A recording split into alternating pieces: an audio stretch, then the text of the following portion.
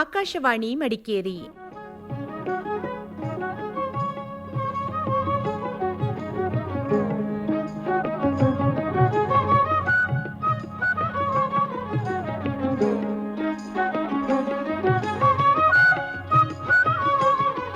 ಕಾರ್ಯಕ್ರಮ ಮಹಿಳಾ ಲೋಕ.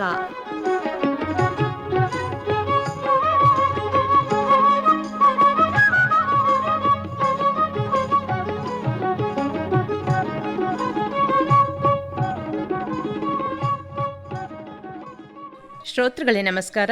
ಇವತ್ತಿನ ಮಹಿಳಾ ಲೋಕ ಕಾರ್ಯಕ್ರಮಕ್ಕೆ ನಿಮಗೆಲ್ಲ ಅಕ್ಕರೆಯಿಂದ ಸ್ವಾಗತವನ್ನು ಬಯಸ್ತಾ ಇದ್ದೇನೆ. ನಿಮ್ಮ ರೇಡಿಯೋ ಗೆಳತಿ ವಿದ್ಯಾ. ಕೇಳುಗರೆ, ಇಂದಿನ ಈ ಕಾರ್ಯಕ್ರಮದಲ್ಲಿ ಮಡಿಕೇರಿಯ ಕೆ ಜಯಲಕ್ಷ್ಮಿ ಅವರಿಂದ ಸಣ್ಣ ಕಥೆ, ಕಾಯಬೇಕು ಮಾಗುವವರೆಗೂ. ಈ ದಿನ ಸುಜಾತಾಳ ಬಾಳಿಗೆ ಸಾರ್ಥಕತೆ ತಂದುಕೊಟ್ಟ ಸುದಿನ. ಅಂಗಳದಲ್ಲಿ ಅರಳಿದ ಹೂಗಳ ಚೆಲುವು ಇಂದು ಆಕೆಯ ಕಣ್ತುಂಬಿಕೊಂಡಿವೆ. ಎಲ್ಲೋ ಕುಳಿತು ಹಾಡುತ್ತಿರುವ ಕೋಗಿಲೆಯ ಇಂಪಾದ ಗಾನ ಕೂಡ ಇಂದು ಆಕೆಯ ಕಿವಿದೆರೆಗೆ ಬಿದ್ದು ಮನಸ್ಸಿಗೆ ಆಹ್ಲಾದ ನೀಡ್ತಾ ಇದೆ. ಹಳೆಯ ಹೆಂಚಿನ ಮನೆಯ ಚಾವಡಿಯಲ್ಲಿ ಕುಳಿತು ಕಟ್ಟಿದ್ದ ಕನಸುಗಳೆಲ್ಲ ನನಸಾಗಿವೆ. ಎಂಥ ನಿರಾಳತೆ, ಎಂಥ ನೆಮ್ಮದಿ! ಈ ಹಂತ ತಲುಪಲು ತಾನು ಪಟ್ಟ ಪಾಡೇನು, ಅನುಭವಿಸಿದ ಗೋಳೇನು, ಎದುರಾದ ಬವಣೆಗಳು ಒಂದೇ ಎರಡೇ. ಈ ನೆಮ್ಮದಿಯ ದಿನಕ್ಕಾಗಿ ತಾನು ಮಾಡಿದ ತ್ಯಾಗಗಳೆಷ್ಟು! ತಪ್ಪಿ ಹೋದ ಹಬ್ಬ, ಹರಿದಿನ, ಜಾತ್ರೆ, ಸಂಭ್ರಮ, ಮದುವೆ, ಮಹೋತ್ಸವ ಯಾವುದಕ್ಕೂ ತಲೆ ಕೆಡಿಸಿಕೊಂಡವಳಲ್ಲ. ಸರಿಸುಮಾರು 30 ವರ್ಷಗಳ ಕಾಲ ಗುರಿ ಮುಟ್ಟುವವರೆಗೆ ಯಂತ್ರದಂತೆ ದುಡಿಯುವುದಾಗಲಿ, ಒಂಟಿ ಎತ್ತಿನಂತೆ ಸಂಸಾರದ ನೊಗ ಹೊರುವುದಾಗಲಿ ಸುಲಭದ ಮಾತೇನಲ್ಲ. ಅದೊಂದು ತಪಸ್ಸು, ಕಷ್ಟ ನಷ್ಟಗಳನ್ನು ಮೆಟ್ಟಿ ನಿಲ್ಲುವ ತಾಕತ್ತು. ಹೆಣ್ಣು ಮನಸ್ಸು ಮಾಡಿದರೆ ಏನನ್ನಾದರೂ ಸಾಧಿಸಬಲ್ಲಳು ಎಂಬುದಕ್ಕೆ ಉದಾಹರಣೆಯಾಗಿ ನಿಂತವಳೇ ಸುಜಾತ. ಅದೆಲ್ಲಿತ್ತೋ ಸಹನೆ, ಎಲ್ಲಿ ಮಡುಗಟ್ಟಿತ್ತೋ ಆ ಸಂಯಮ. ಅಪ್ಪ ಅಮ್ಮನನ್ನು ದೂರುತ್ತಾ ಕೂರಲಿಲ್ಲ, ಗಂಡನನ್ನು ನಿಂದಿಸುತ್ತಾ ಕಾಲ ಕಳೆಯಲಿಲ್ಲ. ಅಂಗವಿಕಲ ಮಗುವನ್ನು ನೀಡಿದ್ದಕ್ಕಾಗಿ ದೇವರ ಮುಂದೆ ಅತ್ತು ಗೋಳಾಡಲಿಲ್ಲ. ವಿಧಿಯನ್ನು ಹಳಿಯಲಿಲ್ಲ, ತನ್ನ ಹಣೆಬರಕ್ಕೆ ಬೇಸರ ಪಡಲಿಲ್ಲ ಆಕೆ. ಅಪಹಾಸ್ಯ ಮಾಡಿದ ಜನಕ್ಕೆ ಎದುರಾಡಲಿಲ್ಲ.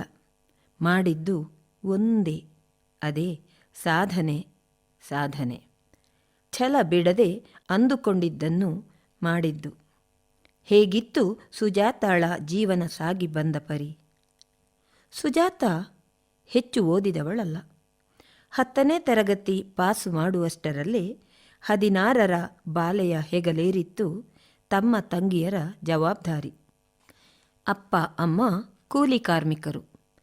ಅನಾರೋಗ್ಯ ಪೀಡಿತ ಅಪ್ಪ 1 ದಿನ ದುಡಿದರೆ 4 ದಿನ ಮಲಗುತ್ತಿದ್ದ.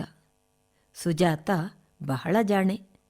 ಶಾಲೆ ಬಿಟ್ಟ ಮೇಲೆ ಮೊದಮೊದಲು ಬಚ್ಚಲು ಒಲೆಗೆ ಬೆಂಕಿ ಹಾಕಿ ನೀರು ಕಾಯಿಸಿ ಇಡುವುದಲ್ಲದೆ, ಅಪ್ಪ ಅಮ್ಮ ಕೆಲಸದಿಂದ ಬರುವ ಮೊದಲೇ ತಮ್ಮ ತಂಗಿಯರಿಗೆ ಸ್ನಾನ ಮಾಡಿಸಿ ಅವರನ್ನು ಓದಲು ಕೂರಿಸುತ್ತಿದ್ದಳು.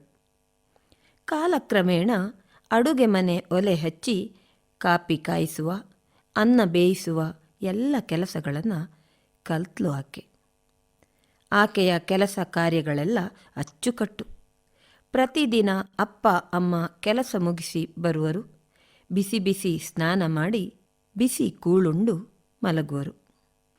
ಅದೊಂದು ದಿನ ಕೆಲಸ ಮುಗಿಸಿ ಬಂದ ಚಿದ, ವೇದ ಬರೆಯುತ್ತಾ ಕುಳಿತಿದ್ದ ಮಕ್ಕಳ ಚಾಪೆಯಲ್ಲಿ ಬಂದು ಕೂತ್ಕೊಂಡ್ರು. ಎಂದಿನಂತೆ ಊಟಕ್ಕೆ ತಟ್ಟೆ ಇಡಲೇ ಅಮ್ಮ ಕೇಳಿದಳು ಸುಜಾತ. ಬೇಡ, ಈಗಲೇ ಬೇಡ. ಒಟ್ಟಿಗೆ ನುಡಿದ ಅಪ್ಪ ಅಮ್ಮನ ಮಾತಿನ ವರಸೆ ಸುಜಾತಾಳಿಗೆ ಹೊಸದೆನಿಸಿತು. ಹಾಗೆ ಅವಳೂ ಬಂದು ಆ ಚಾಪೆಯಲ್ಲಿ ಕೂತ್ಕೊಂಡ್ಳು. ಆಕೆಯೊಂದಿಗೆ ಅವಳ ಸಂಗಾತಿ ಮಿನ್ನು ಕೂಡ ಬಂದು ಕುಳಿತಿತ್ತು. ಮಕ್ಕಳು ಪುಸ್ತಕ ಮುಚ್ಚಿಟ್ಟು ಬೆಕ್ಕಿನ ಜೊತೆಗೆ ಆಟ ಆರಂಭಿಸಿದರು. ಈಗ ಅಮ್ಮ ವೇದ ಮಾತಿಗೆ ಶುರು ಹಚ್ಚಿಕೊಂಡಳು. ಸುಜಾತ ನಿನಗೆ ಪರಮೇಶಿ ಗೊತ್ತಾ? ಗೊತ್ತು. ಯಾಕಮ್ಮ ಈಗ ಅವನ ವಿಚಾರ? ಯಾಕೂ ಇಲ್ಲ. ಇತ್ತೀಚೆಗೆ ಒಂದೆರಡು ಬಾರಿ ಪರಮೇಶಿ ದಾರಿಯಲ್ಲಿ ಸಿಕ್ಕಿ ಮಾತಾಡಿದ್ದ. ಅವನಿಗೆ ನೀನಂದರೆ ಬಹಳ ಇಷ್ಟ ಅಂತೆ. ಇವತ್ತಂತೂ ಸುಜಾತಳನ್ನು ನನಗೇ ಮದುವೆ ಮಾಡಿ ಕೊಡ್ತೀರಾ ಅಂತ ಕೇಳಿಯೇ ಬಿಟ್ಟ. ನೀನೇನು ಹೇಳ್ತಿ ಮಗಳೇ? ಸುಜಾತ ಉತ್ತರಿಸಲಿಲ್ಲ. ಇದೀಗ ಅಪ್ಪ ಚಿದಾನ ಸರದಿ. ಅಲ್ಲ ಸುಜಾತ, ನೀನಾದರೂ ಈ ಮನೆಯಲ್ಲಿ ನಮ್ಮೆಲ್ಲರ ಚಾಕರಿ ಮಾಡುತ್ತಾ ಎಷ್ಟು ದಿನ ಅಂತ ಇರಲಿಕ್ಕಾಗುತ್ತೆ?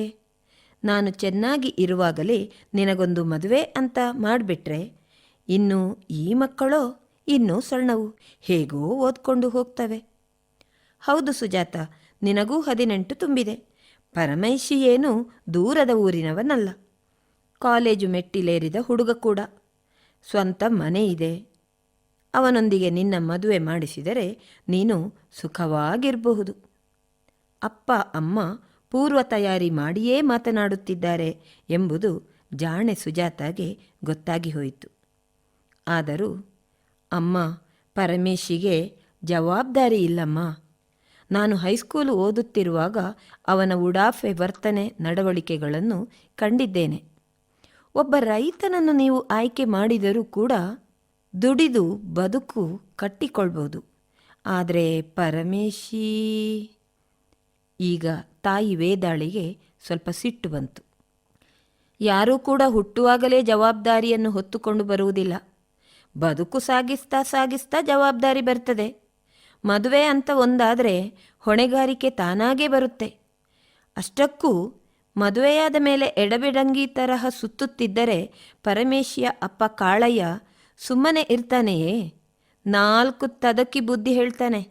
ಊರಿಗೆಲ್ಲ ಬುದ್ಧಿ ಹೇಳುವ ಕಾಳಯ್ಯ ಮಗನನ್ನು ಬಿಡ್ತಾನೇನೆ? ಸುಮ್ಮನೆ ಮದುವೆಗೆ ಒಪ್ಕೋ. 10ನೇ ತರಗತಿಗೆ ಓದು ಸಾಕು ಎಂದರು. ಒಪ್ಪಿಕೊಂಡಳು. ಮನೆ ಕೆಲಸ ಕಲಿತು ಮಾಡು ಎಂದರು. ಒಪ್ಪಿಕೊಂಡಳು. ಈಗ ಮದುವೆಗೆ ಒಪ್ಪಿಕೋ ಎನ್ನುತ್ತಿದ್ದಾರೆ. ಮಿತಿಮೀರಿ ಯೋಚಿಸುವ ಪ್ರಾಯ ಅವಳಿಗೆ ಆಗಿಲ್ಲ. ಹೌದು ಸುಜಾತ, ಹೇಗಿದ್ದರೂ ಮದುವೆ ಆಗಲೇಬೇಕಲ್ಲ ನೀನು. ಕಾಣದೂರಿಗೆ ನಿನ್ನನ್ನು ಮದುವೆ ಮಾಡಿ ಕಳುಹಿಸಲು ನಮಗೂ ಮನಸ್ಸಿಲ್ಲ. ಈಗ ನಮ್ಮೂರಿನ ಹುಡುಗನೇ ಮುಂದೆ ಬಂದು ತಾನಾಗಿ ಕೇಳ್ತಾ ಇದ್ದಾನಲ್ಲ, ಅವನಿಗೆ ನಿನ್ನನ್ನು ಧಾರೆ ಎರೆದು ಕೊಟ್ಟರೆ ನಮಗೂ ನೆಮ್ಮದಿ. ಅಪ್ಪನ ಕೊನೆಯ ಮಾತು ಬಂತು. ಸುಜಾತ ಮರು ಮಾತಾಡಲಿಲ್ಲ. ಅಪ್ಪ ಅಮ್ಮನಿಗೆ ಖುಷಿಯಾಯಿತು. ಮದುವೆ ಮಾತುಕತೆ ಮುಗಿದೇ ಹೋಯಿತು.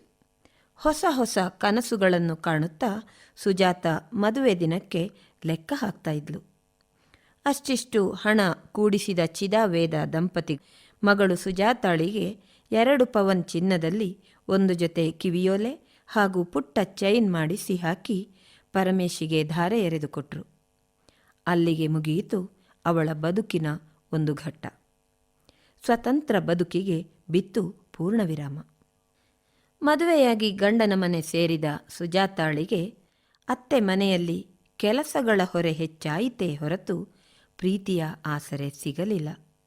ಅಡುಗೆ ಕೆಲಸ, ಮನೆ ಕೆಲಸ, ಹಾಸಿಗೆ ಹಿಡಿದಿದ್ದ ಅತ್ತೆಯ ಚಾಕರಿ ಎಲ್ಲ ಮುಗಿಸುವ ವೇಳೆಗೆ ಊರೆಲ್ಲ ಅಡ್ಡಾಡಿ ಬರುತ್ತಿದ್ದ ಪರಮೇಶಿ ಆಕೆಯ ದೇಹ ಸುಖಕ್ಕಾಗಿ ಹಾತೊರೆಯುತ್ತಿದ್ದನೇ ಹೊರತು ಅವಳ ಸುಖ ದುಃಖಗಳಿಗೆ ಕಿವಿಯಾಗ್ತಾ ಇರಲಿಲ್ಲ.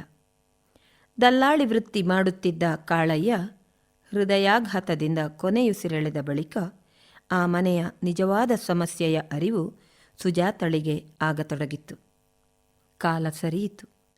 ಪರಮೇಶಿ ಸರಿ ಹೋಗಲಿಲ್ಲ. ಗೆಳೆಯರು, ಪಾರ್ಟಿ, ಅವನದೇ ಲೋಕ ಅವನಿಗೆ. ಯಾವುದೇ ಜವಾಬ್ದಾರಿ ಇಲ್ಲ. ಅಷ್ಟರಲ್ಲೇ ಸುಜಾತ 3 ಮಕ್ಕಳ ತಾಯಿಯಾಗಿದ್ದಳು. ದೊಡ್ಡವಳು ಖುಷಿ, 2ನೇಯವಳು ವಿದ್ಯಾ. ಇಬ್ಬರೂ ಓದಿನಲ್ಲಿ ಬಹಳ ಚುರುಕು, ಸರಸ್ವತಿ ಪುತ್ರಿಯರೇ ಆಗಿದ್ದರು. ಆದರೆ ಕೊನೆಯ ಮಗಳು ಕುಸುಮ ಮಾತ್ರ ತುಸು ಮಂದಬುದ್ಧಿ. ಜೊತೆಗೆ ಆಸರೆ ಇಲ್ಲದೆ ಹೆಜ್ಜೆ ಕೂಡ ಇಡಲಾಗದ ಸ್ಥಿತಿ ಅವಳದ್ದು. ಅತ್ತೆ ಮಾವ ಗತಿಸಿದ ಬಳಿಕ ಸುಜಾತಾಗೆ ಉಳಿದದ್ದು ಒಂದು ಸೂರು, ಗಂಡ ಎಂದು ಹೇಳಿಕೊಳ್ಳಲು ಪರಮೇಶಿ ಎನ್ನುವ ಹೆಸರು. 3 ಮಕ್ಕಳು ಅವರ ಜವಾಬ್ದಾರಿ. ಖುಷಿ ರ್ಯಾಂಕ್ ಗಳಿಸುತ್ತಲೇ ಮೆಡಿಕಲ್ ಕಾಲೇಜು ಸೇರಿ MBBS ಓದತೊಡಗಿದಳು. ವಿದ್ಯಾ BCom ಮುಗಿಸಿ ಸ್ಪರ್ಧಾತ್ಮಕ ಪರೀಕ್ಷೆ ಬರೆದು ಬ್ಯಾಂಕ್ನಲ್ಲಿ ಆಫೀಸರ್ ಹುದ್ದೆ ಗಿಟ್ಟಿಸಿಕೊಂಡಳು. ಇದೆರಡು ವಿಚಾರ ಸುಜಾತಾಳ ಪಾಲಿಗೆ ದೊಡ್ಡ ಸಾಧನೆ ಅಲ್ಲವೇ ಅಲ್ಲ.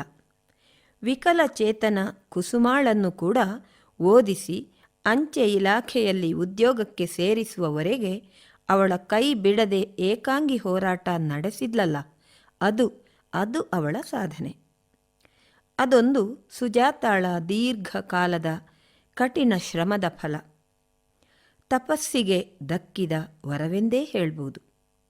ಬೆಳಗ್ಗೆ ಎದ್ದು ಮನೆ ಕೆಲಸ ಮುಗಿಸಿ ಮಕ್ಕಳಿಬ್ಬರನ್ನು ಶಾಲೆಗೆ ಕಳುಹಿಸಿ ಗಂಡನನ್ನೂ ಸುಧಾರಿಸಿಕೊಂಡು ಬಳಿಕ ತನಗೂ ಮಗಳು ಕುಸುಮಾಳಿಗೂ ಬುತ್ತಿ ಕಟ್ಟಿಕೊಂಡು ಸ್ವಸ್ಥ ಶಾಲೆಗೆ ಮಗಳನ್ನು ಕರೆದುಕೊಂಡು ಹೋಗುವಳು.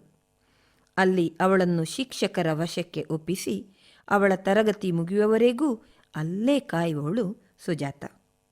ಬಳಿಕ ಅವಳಿಗೆ ಊಟ ಕೊಟ್ಟು ಅಲ್ಲೇ ತಾನೂ ಉಣ್ಣುವಳು. ಸ್ವಸ್ಥ ಶಾಲೆಯ ಹೊರ ಆವರಣದಲ್ಲಿ ಅವಳಿಗಾಗಿ ಕಾಯುವಳು. ಮತ್ತೆ ಅವಳನ್ನು ಮನೆಗೆ ಕರ್ಕೊಂಡು ಬಂದು ಇನ್ನು ಇಬ್ಬರು ಮಕ್ಕಳ ಕಡೆಗೆ ಗಮನ ಹರಿಸ್ತಾ ಮನೆ ಕೆಲಸವನ್ನು ಮಾಡುವಳು. ಇದು ಒಂದೆರಡು ದಿನದ ಕಥೆಯಲ್ಲ, ದೀರ್ಘಕಾಲದ ತಪಸ್ಸು. 3 ಮಕ್ಕಳಲ್ಲಿ ಒಬ್ಬರು ಕೂಡ ಹಿಂದೆ ಬೀಳಬಾರದು ಎನ್ನುವುದು ಅವಳ ಹಠ. ಅದನ್ನು ಸಾಧಿಸಿಯೇ ಬಿಡುವೆನು ಎಂಬ ಛಲ. ಯಾರ ಬೆಂಬಲವೂ ಇಲ್ಲದೆ ಗುರಿ ಸಾಧಿಸಿಯೇ ಬಿಟ್ಟಿದ್ದಳು ಸುಜಾತ. ಮಗಳೊಂದಿಗೆ ಬುತ್ತಿ ಕಟ್ಟಿಕೊಂಡು ಹೋಗುವಾಗ ಅಣಕಿಸುತ್ತಾ ನೋಡುತ್ತಿದ್ದ ಕಣ್ಣುಗಳಿಂದು ಬೆರಗುಗೊಂಡಿವೆ. ಧೈರ್ಯ ಕುಗ್ಗಿಸುವ ಮಾತುಗಳನ್ನು ಆಡಿದ ಬಾಯಿಗಳು ಮೌನಕ್ಕೆ ಶರಣಾಗಿವೆ. ಸುಜಾತ ಯಾರಿಗೂ ಎದುರಾಡಲಿಲ್ಲ, ಮರು ಮಾತನಾಡಲಿಲ್ಲ. ಅವಳ ಕಾರ್ಯ ಇಂದು ಮಾತಾಡ್ತಾ ಇದೆ, ಮಾತನಾಡಿಸುತ್ತಿದೆ. ತಾಯಿಯೇ ದೇವರು, ಯಾರೇ ಕೈ ಬಿಟ್ಟರೂ ತಾಯಿ ಕೈ ಬಿಡುವುದಿಲ್ಲ ಎನ್ನುವ ಮಾತಿಗೆ ಮಾದರಿಯಾಗಿ ನಿಂತವಳೇ ಸುಜಾತ. ಸಾಧಿಸಿಬಿಟ್ಟೆ.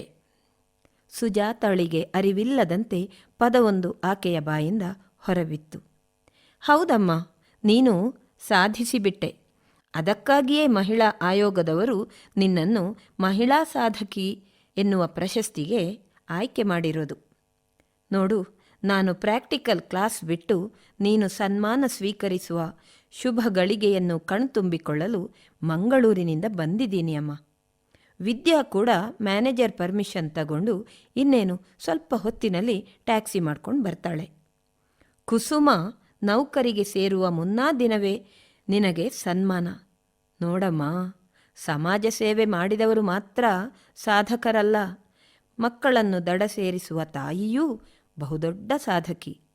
ಎಷ್ಟು ಅರ್ಥಪೂರ್ಣ, ಎಂಥ ಸಂಭ್ರಮ. ನೋಡು, ಕುಸುಮ ಡ್ರೆಸ್ ಮಾಡಿಕೊಂಡು ಕೂತಿದ್ದಾಳೆ, ಅಮ್ಮನ ಕೈ ಹಿಡಿದು ನಡೆಯಲು. ನೀನು ರೆಡಿನಾ? ಏನಿದೆ ರೆಡಿಯಾಗಲಿಕ್ಕೆ, ಒಂದು ಸೀರೆ ಉಟ್ಟುಕೊಂಡರೆ ಆಯ್ತು ಖುಷಿ.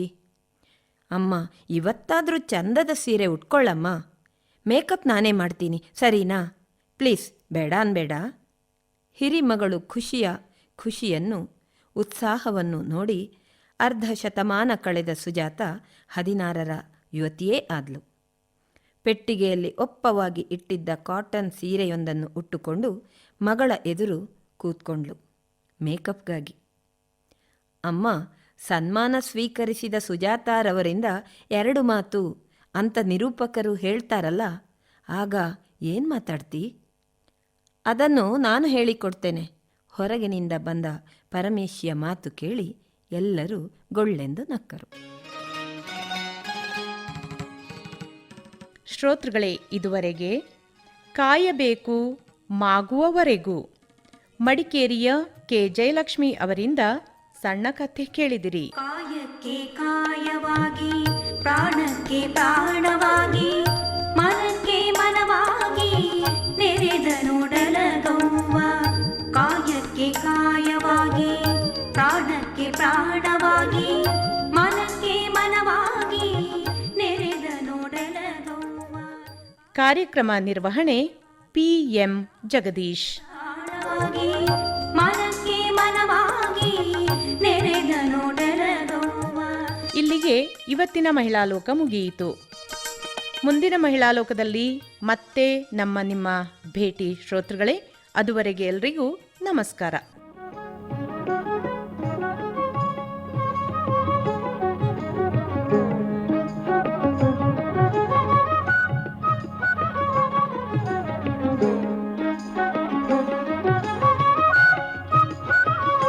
ಮಹಿಳಾ ಲೋಕ ಪ್ರಸಾರವಾಯಿತು.